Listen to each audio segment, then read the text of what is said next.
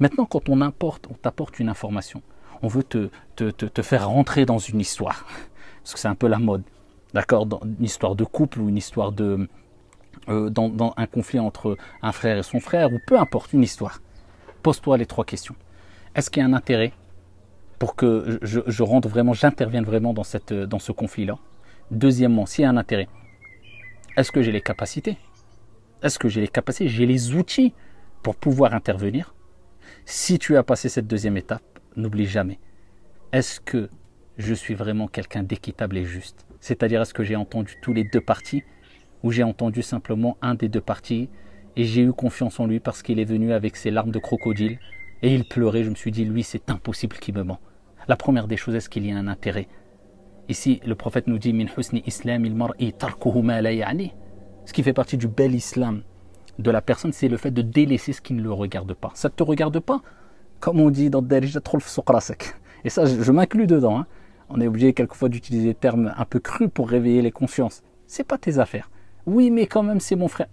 Est-ce qu'il y a un intérêt vraiment que tu rentres? Oui, il y a un intérêt parce que je vais apporter du bien, je vais réconcilier, je vais arranger les choses, et je vais repousser une injustice. Ok, très bien, pas de souci. Abshir, réjouis-toi, c'est très bien. Je fais partie des gens, Inch'Allah, qui vont réconcilier. Par contre, deuxième chose, est-ce que tu as les outils? Est-ce que tu as les capacités? Ici, est-ce que tu pourras assumer le fait d'intervenir entre ces 2 personnes? Tu as l'expérience, tu as la science. Allah subhanahu wa ta'ala, il nous rappelle que concernant nos sens, وَلَا تَقْفُوا مَا لَيْسَ لَكَ بِهِ عِلْمٍ, et ne prononce pas ce dont tu n'as aucune connaissance. إِنَّ السَّمْعَ وَالْبَصَرَ وَالْفُؤَادَ كُلُّ أُولَٰئِكَ كَانَ عَنْهُ مَسْئُولًا. Ici, que ça soit l'ouïe, ou bien la vue, ou bien le cœur, sur tout cela, tous ces sens, tu rendras des comptes. Est-ce que tu parles avec science? Est-ce que tu as l'expérience? Est-ce que tu as al-hikmah, la sagesse? C'est-à-dire de placer les bonnes paroles au bon moment, au bon moment et de la bonne manière. Tu sais le faire. Abshir, réjouis-toi, Allah ibarak, tant mieux pour toi. Et bien maintenant, on passe à la 3e étape. 3e étape, c'est quoi? Eh bien, c'est d'écouter les 2 parties.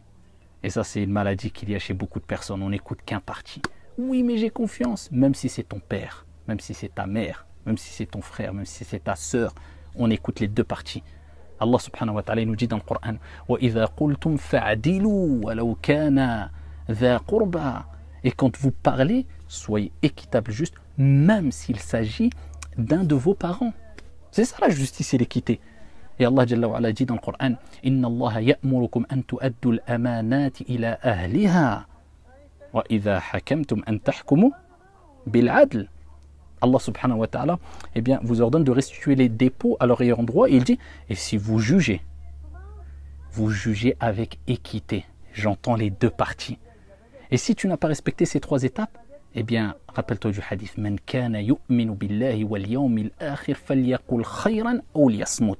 Éloigne-toi des rumeurs, éloigne-toi des qila wa qal, des on-dit, et éloigne-toi de la médisance, éloigne-toi de la calomnie, tout ce qui va non seulement annuler la récompense de ton jeûne, mais même en dehors du jeûne, ce qui va sûrement provoquer ta perte au jour de la résurrection, malheureusement. C'est pour cela que la langue, c'est comme l'a dit Ibn Mas'ud, il n'y a rien sur la surface de la terre qui mérite le plus d'être emprisonné que al-lisan, la langue.